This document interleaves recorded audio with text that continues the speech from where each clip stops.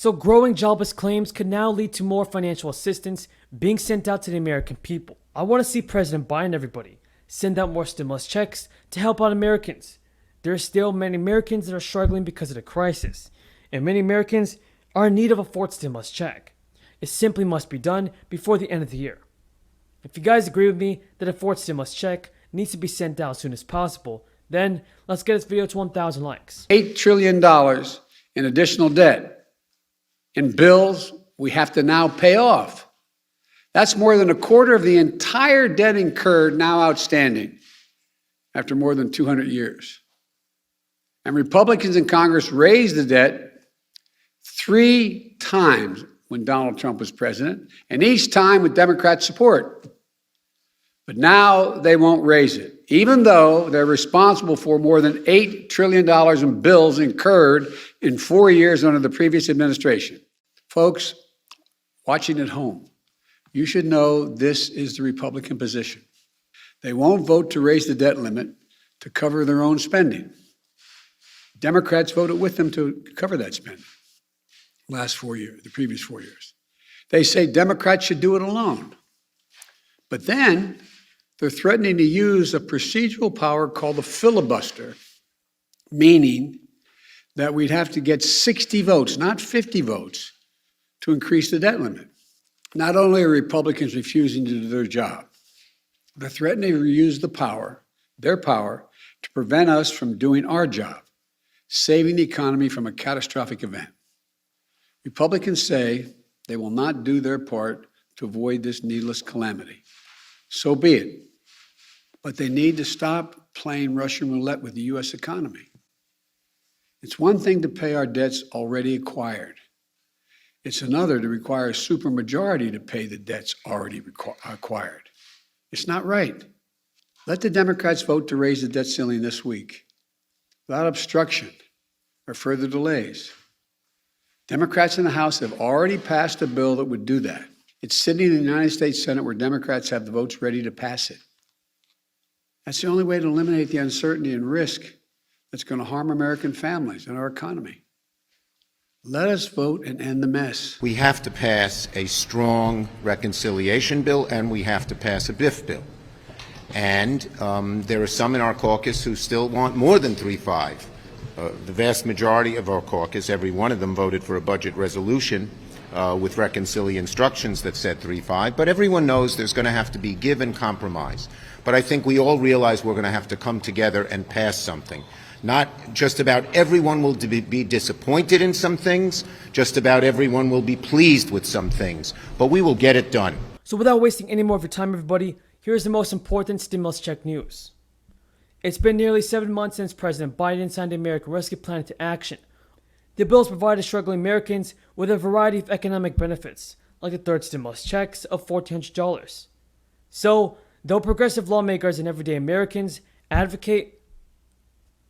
argue that this year's bill isn't enough, future round stimulus checks or recurring monthly payments will be needed until the crisis ends. The push for a fourth round of stimulus checks and a recurring payment has been ongoing for months. That is due to last week's joblessness numbers increasing by 16,000. So now a change.org petition is calling for $2,000 monthly stimulus checks to be approved from the federal government. This will help many Americans get back on their feet. The petition stands at over 2.9 million signatures, but needs 3 million people to be regarded as a top campaign on the website. And the U.S. Department of Agriculture recently announced that farm workers and meatpacking workers are now eligible to receive stimulus checks. These funds will help people pay for the crisis-related health and safety net costs. So progressive members of Congress insisted on Sunday that 2 key parts of President Biden's legislative agenda would advance in tandem as negotiations with the moderate wing of the Democratic Party continue. House progressives stood firm in refusing to advance the Senate-passed $550 billion infrastructure bill, without movement at least on a separate measure that is done to strengthen the social safety net, and after President Biden appeared to conclude the slim Democratic majorities in both chambers had intertwined their fates. Pramila Jayapal had promised that more than half her group's 95 members would vote against the infrastructure bill if it came before the safety net bill, the size of which has been the subject of intense disagreement between the Democratic Party's factions. Moderates have pushed for a pared-down version, while progressives insist that the plan's $3.5 trillion price tag would boost the economy that has been affected by the crisis. Now, everybody, despite weeks of haggling and a last-minute visit by Biden to visit the Capitol, Democratic leaders have delayed the infrastructure vote on Friday, after it became clear that it wouldn't pass. Moderates were unhappy that an agreement couldn't come together. Senator Sinema and Joe Manchin has objected to a $3.5 trillion measure, blasted House Democrats for their failure to vote on the bipartisan infrastructure plan. And both measures, everybody, have the support of Democrats, but they remain likely to pass in some form. The size of the safety net bill, which Democrats are trying to pass on a party line basis, remains a sticking point.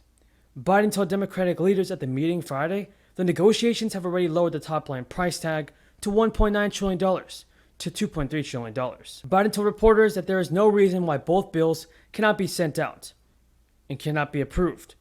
But everybody, Nancy Pelosi has just said this. She has set a new deadline of October 31st to pass the infrastructure bill. The House is in a committee work period for the next 2 weeks, and members have been advised that they will be given 72 hours notice if they need to return to Washington for significant legislation. Thank you so much for watching, everybody. I truly appreciate everybody's amazing support. If you have any more questions about this, then be sure to leave them in the comments below. By reckless government spending. Now, I had COVID. I got both the vaccines. We got both my shots. What I'm hearing from businesses now is they're scared to death that there's going to be a lot of employees that will not come back to work because of Biden's vaccine mandate. And we already have a supply chain problem that's causing prices to go up. So what happens if 10% of our workers decide not to show up because they don't want to get the vaccine that Biden's mandating them get? What's that going to do to our supply chain, which is already fragile? And what's that going to do to prices where we already are seeing shortages? So all of these things that the Biden administration is doing has unintended consequences. But right now, the biggest consequence is we're seeing constant inflation. Yeah. As you talk about the debt ceiling, are we to believe that your telephone has not rung from investors in New York, Wall Street, people concerned about your position on this, that is not happening as we get closer to this 18th deadline? Well, we're all hearing about the need to do this. The only issue is who does it. It's not in dispute that the debt ceiling needs to be addressed. The only issue is who does it.